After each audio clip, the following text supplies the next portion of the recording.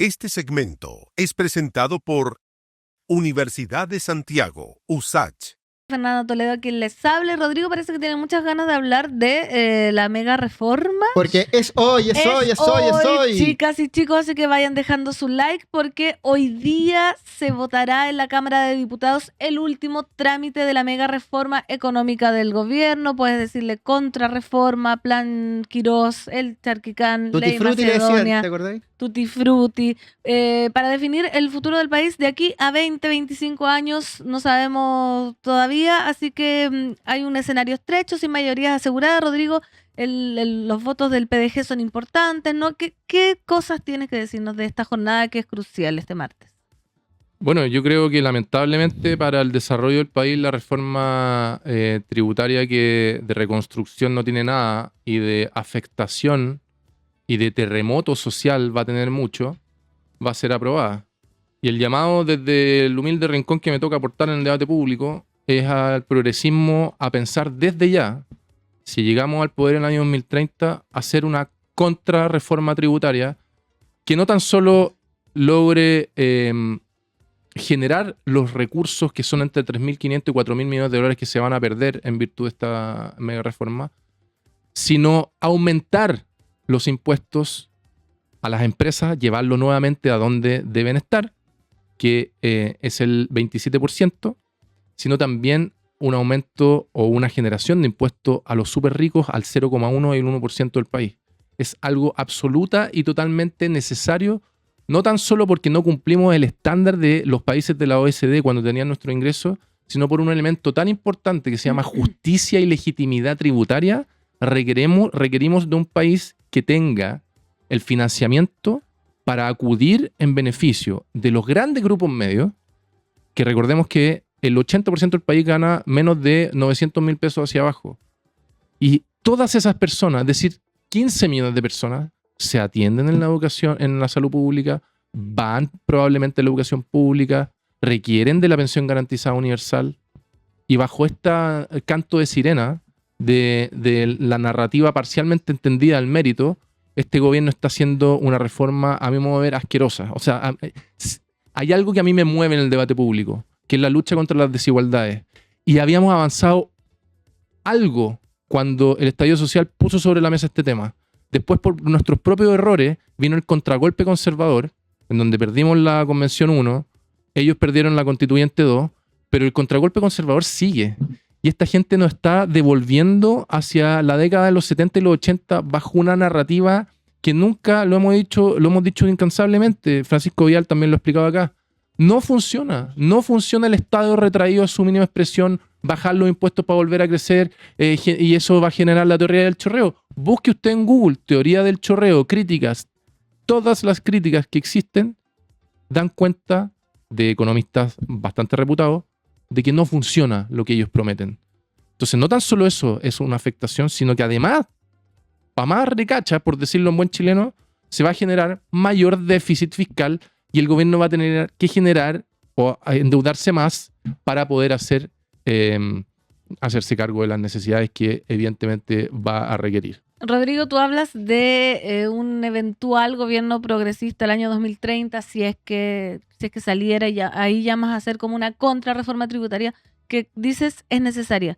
Pero ¿es viable? Porque muchos han hablado de este tema y se dice de un amarre inteligentísimo que por algo lo están diciendo a 20 años. O sea, mira, no creo, no sé, te lo pregunto a ti como abogado, ¿se podrá? Yo sigo este debate desde que me pasé de la derecha a la izquierda. Y me pasé de la derecha a la izquierda por esta razón.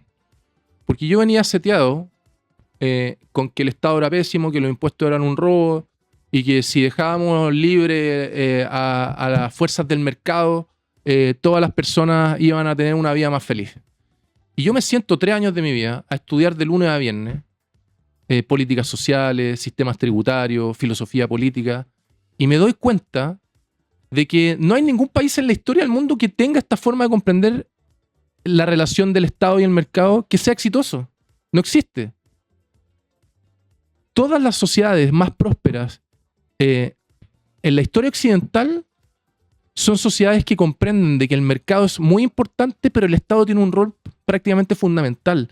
Y eso tiene un producto que sale del horno. ¿Cómo medimos el tamaño del Estado? Y el tamaño del Estado se mide en relación a la carga impositiva, los tributos en relación al Producto Interno Bruto. Y en Chile tenemos 20% de carga tributaria a nuestro nivel de ingreso hoy, cuando los países de la OECD, cuando tenían nuestro nivel de ingreso, tenían 34, 32. El promedio de la OCDE hoy es 34%. Por lo tanto, nosotros estamos en deuda. Ese era el diagnóstico desde el 18 de octubre del 2019. Todos los economistas, incluso mucha gente de derecha decía, sí, hay que poner la mano en el bolsillo. Y después viene una hecatombe filosófica, política, en donde no tan solo dan vuelta el partido, las fuerzas conservadoras, sino que ganan la narrativa. Te dicen que el Estado es el problema, te dicen que el Estado estorba, te dicen que los impuestos estorban, y aquello es sumamente dañino, porque es una afectación inconmensurable al desarrollo. Y quiero finalizar esta intervención citando una carta al director del Mercurio, de varios economistas, entre ellos Andrés Saller, Eduardo Vitrán, Patricio Meller, del domingo pasado, que se llama Preocupación por encuesta, que tiene que ver con esta reforma tributaria y con la comprensión de cómo mejorar la calidad de vida de los chilenos. Hablan de la encuesta nacional de la innovación y plantean de que se estaría eliminando.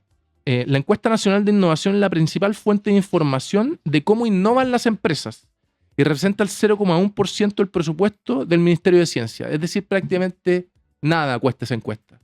¿Y por qué es importante esta encuesta? Porque más allá de la narrativa neoliberal, chicago gremialista, de que el Estado rebuscámoslo, etc., los economistas mundialmente más reputados, la OECD, la CEPAL, el Banco Mundial, el Fondo Monetario Internacional, todas esas instituciones te dicen que el camino al desarrollo es con innovación y desarrollo. Y la innovación y desarrollo en Chile representa el 0,4% del PIB cuando el promedio de la OCDE es entre el 2 y el 2,5%. ¿Qué significa esta carta al director en el contexto de la mega reforma tributaria? No tan solo están yendo en la dirección contraria, bajando los impuestos en un país como Chile, sino que indirectamente y subrepticiamente están eliminando aquel instrumento más relevante que permite comprender si estamos apuntando al desarrollo de acuerdo a la teoría en que los economistas más reputados del mundo dicen de que debemos avanzar. ¿Se entiende la gravedad de lo que estamos haciendo? Entonces, Chile debe despertar. A mi modo de ver, lo que se está haciendo hoy es una afrenta a la legitimidad de la comprensión filosófica política de un país como Chile, en donde la desigualdad social y económica es asquerosa, y bajo una narrativa que es una estafa piramidal, te están diciendo de que todos vamos a ser más felices en 4 años más porque vamos a crecer más, cuando eso es falso. Rodrigo, desde el punto de vista político-legislativo, la iniciativa requiere 78 votos, pasa de vuelta a la Cámara de Diputados y Diputadas porque estuvo en el Senado, donde tuvo varios cambios la iniciativa y requiere estos 78 votos para ser despachado como ley, si no se va a la comisión mixta. Y ahí yo te quiero preguntar respecto a lo que se ha comentado sobre el Partido de la Gente, el PDG, porque los votos de ellos no están asegurados. Ellos han dicho que no son oficialismo, son oposición, aunque a veces transitan para allá y para acá, a uno le queda muy, muy bien claro.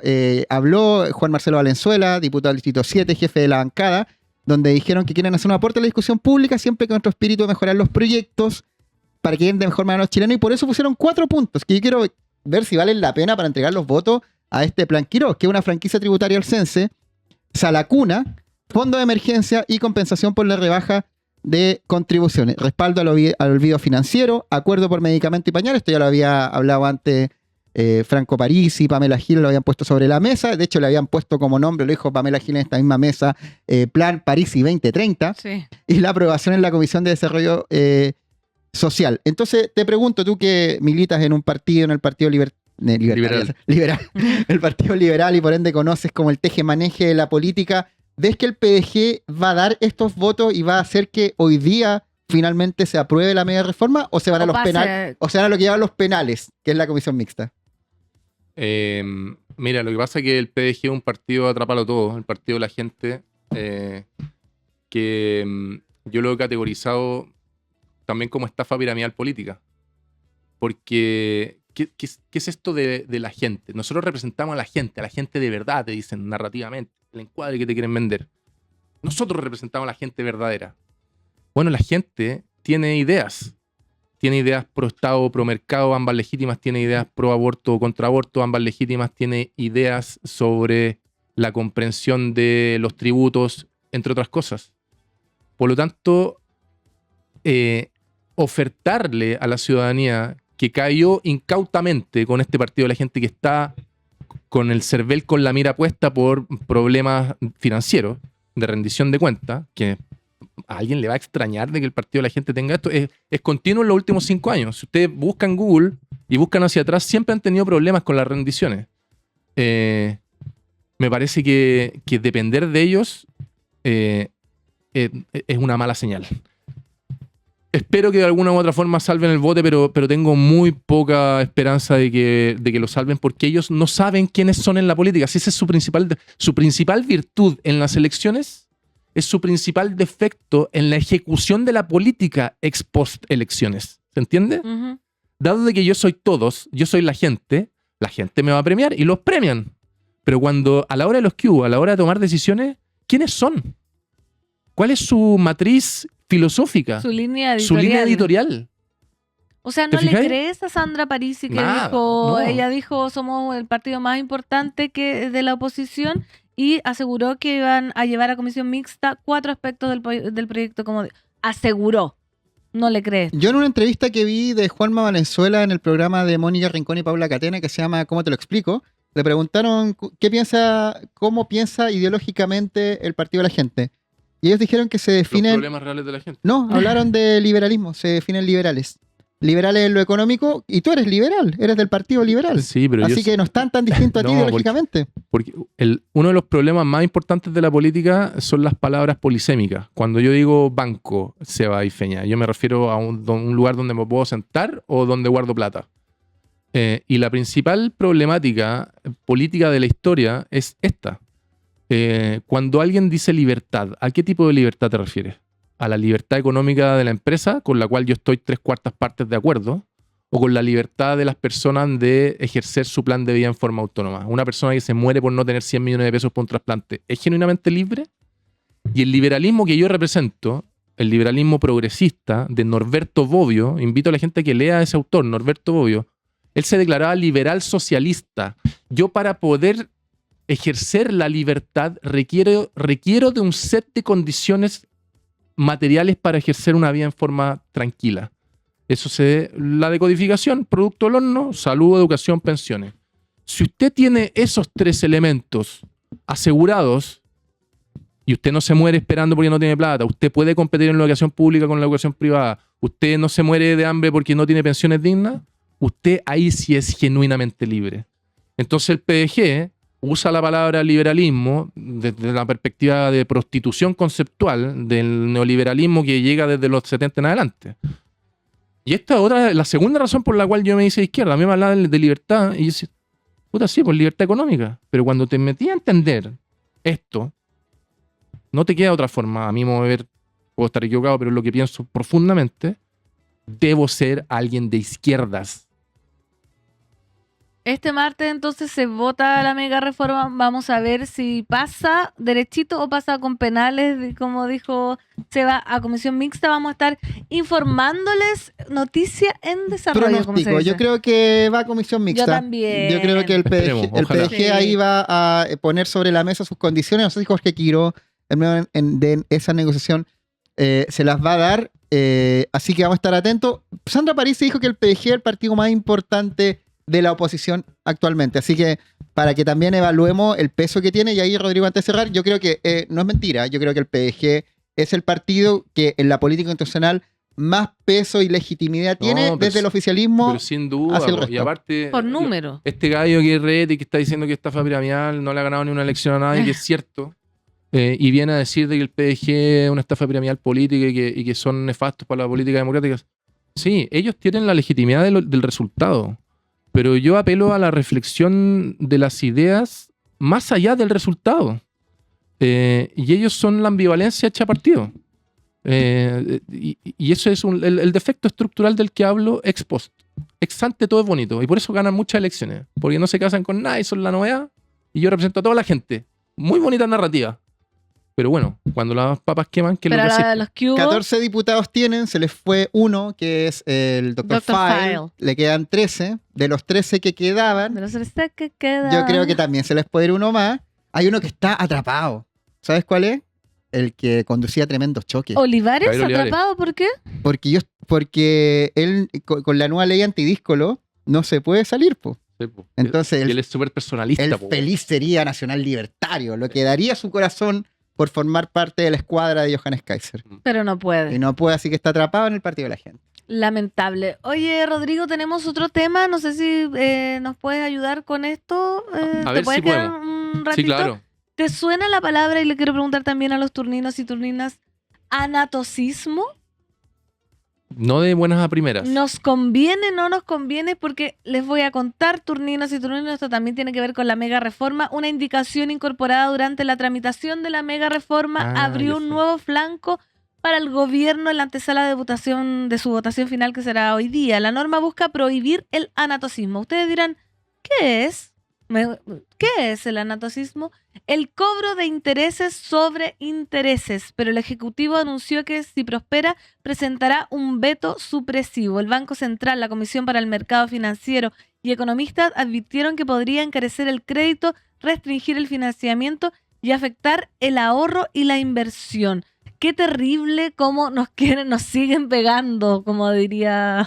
Le cantante le por cobran ahí. interés a tu deuda y al interés mismo le ponen ponen más interés. interés. Esta indicación que preocupa al gobierno fue impulsada por el diputado Héctor Ulloa, que es independiente PPD y se aprobó inicialmente en la Cámara de Diputados, fue eliminada en la Comisión de Hacienda del Senado y posteriormente repuesta en la sala, y este martes también en medio de la votación también va a ser relevante, y el gobierno ante este punto prepara un veto. Ya lo dijo el viceministro Claudio Alvarado, que el Ejecutivo presentará un veto supresivo si la disposición es aprobada. Ahora que estás familiarizado con este concepto, ¿qué te parece y que el gobierno la busque vetar para que avance la mega reforma? Bueno, da cuenta Atroz. de hacia dónde quieren beneficiar el gobierno de José Antonio Cast y el ministro Quirós con esta toma de decisiones económicas, financieras y tributarias. Y sería un elemento más que poner en la columna de Daniel Matamala el día domingo. ¿Quién gana cuando gana Quirós? Ganan los dueños de las grandes fortunas, que ahora tendrán un generoso descuento para heredar a mitad de precio a sus sucesores. Ganan los especuladores bursátiles, que ahora deberán pagar 0 pesos de impuesto por el dinero que ganen transando en la bolsa. Ganan quienes tengan dinero que viene en el exterior. Ganan los dueños de las grandes empresas con la rebaja tributaria. Ganan esos mismos grupos porque el Estado se compromete a indemnizarlos si la justicia anula una autorización ambiental, una norma que el abogado Jorge Correa define como jurídicamente descabellada. Y ahora nos traen una norma o indicación respecto del anatocismo, que acabamos de entender que esa palabra significa intereses sobre intereses. ¿Quiénes ganan con los intereses sobre intereses? Los dueños de los bancos. Entonces, ¿cuál es el relato que usa este gobierno para decir de que esta reforma beneficia a 20 millones de chilenos, de los cuales 15 millones viven en familias que ganan menos de 900 millones de pesos hacia abajo? Yo te digo cuál es el relato que sostiene el gobierno, porque dice que la indicación es inconstitucional ya que regula materias financieras que serían de iniciativa exclusiva del presidente, considera que la norma no guarda relación con las ideas matrices de la mega reforma, así que si es aprobada van a presentar un veto supresivo. No me extraña. Es Quirós es quien está ahí a la cabeza del Ministerio de Hacienda. Cacha que habló la Comisión para el Mercado Financiero, dijo que eliminar el anatocismo podría elevar el costo de todos los créditos, atención a todos, incluido los hipotecarios. Así que la gente que está pagando, que tiene en vista una casa, esto le afecta directamente. También alertó, insisto, la Comisión para el Mercado Financiero, que endurecería las condiciones para acceder a financiamiento y reduciría la inclusión financiera de acuerdo al regulador. Además, dificultaría mecanismos como las repactaciones de deuda y los periodos de gracia. Así que esto afecta directamente a todos que nos están escuchando y nos afecta directamente a nosotros, Fernando Toledo, también. Sí, también todo esto lo vamos a tener que ir viendo, pues como dijo ayer Rocío, esto es largo, la mega reforma se dice hoy día, se vota, mañana, pero al final va a ser un proceso gigantesco. Si pasa comisión mixta, se siguen alargando los plazos y si después se tiene que votar cada cosita. Espérate, y al final nos queda la llamada tercera cámara, el Tribunal Constitucional. Que El paradojalmente para la gente de izquierdas puede ser un tribunal que ponga justicia, eventualmente, tributaria. Apunto específicamente a la invariabilidad tributaria, que es una norma que a todas luces yo como abogado te digo que hay mucha plausibilidad de pelear la inconstitucionalidad de aquella aberración de justicia tributaria. Y ese es el corazón de la mega reforma. Y ahora, El corazón es la rebaja impositiva de 27 a 23 y la invariabilidad tributaria. Y ahora, Rodrigo, tenemos una nueva presidenta del Tribunal Constitucional. Ayer tuvimos un panel álgido acá respecto a la influencia Soledad Alvear. Oye, ponme al día, ¿quién es? Sí. María Pía Silva, ¿Ya? ¿Cuál es su...? Es amiga Soledad Alvear. Que ayer decíamos abogada todo de la eso. Pontificia Universidad Católica, ¿Ya? magíster en Derecho Constitucional, ¿Ya? discípula del constitucionalista Alejandro Silva Bascuñán y con una extensa trayectoria académica y un pasado ligado a la democracia cristiana. Integra el TC del 2018, está seleccionada por la Corte Suprema y ejercerá la presidencia por un año, ya que en 2027 concluye su periodo en el organismo. Reemplazó a Daniela Marci, quien encabezó la institución durante los últimos 2 años. Y ayer Álvaro y Rocío, que se enfrascaron en esta mesa, palabrotas iba, palabrotas venían, decían que es importante su influencia porque su pasado quizás progresista puede inclinar la balanza, o quizás no, porque Soledad Alvear ejerce una influencia y Soledad Alvear quizás no es tan progresista y bueno. Bueno, la democracia, si es que es cercana de alguna u otra forma a la idea de la democracia cristiana, en el específico tema de desigualdades sociales y económicas, cuyo elemento central para desarrollar ese tema es la comprensión del sistema tributario y la justicia tributaria, me parece que no es malo ese nombre en la testera del TC. Vamos a ver. Vamos a estar evaluando. Rodrigo Rettig, te agradecemos mucho tu presencia esta mañana en Muchas Turno gracias a en ustedes. Vivo. Te esperamos en una próxima ocasión. Próxima semana. Oh, y después, el 30 de julio, tienes entonces la audiencia. Ahí vamos a hacer el jueves de la próxima semana, así que Jueves de el la martes próxima. subsiguiente podemos traer novedades. Espectacular. Va a estar bueno Oye, eso. ¿dónde te encontramos? ¿Dónde te seguimos para quienes les interese tu trabajo, tu actividad? Buena, Seba, buena. En mi Instagram principalmente, Rodrigo A. Rettig con doble T y latina B corta. Rodrigo A. Rettig B en Instagram. Ahí me pueden buscar, encontrar y ver qué es lo que hago a diario, que no es solo opinar de política, sino que principalmente lo que hago es litigar en tribunales. Ahí está el Instagram. Y en Twitter Estamos también, con ¿no? 210.000 seguidores. Oiga, Bien, pues, bien. Súper bien. Buena. Más buena- que buena nosotros gente. en turno, ya, pues aprieten la campanita, chiquillos. Oye, y en Twitter también, pues, ¿no? Sí, pero Twitter es una cloaca particular que lanzo un comentario Y se llena. y lo veo después, una semana después, que es algo que me costó entender después de sufrir varios años. Sí, pues Twitter es muy, muy violento. No, hay yo que le contestaba decirlo. todo en Twitter durante No, los primeros pues. 3 o 4 años y la verdad que entra en una vorágine sumamente tóxica. Una semana después contesta en Twitter, pero en Instagram más amoroso, ¿no? Sí, no, en Instagram es mucho más tranquilo en ese sentido, por suerte. Muchas gracias, Rodrigo Rettig. Gracias Esta a fue ustedes. la Gracias, conversación Rodrigo. de hoy en Turno en Vivo.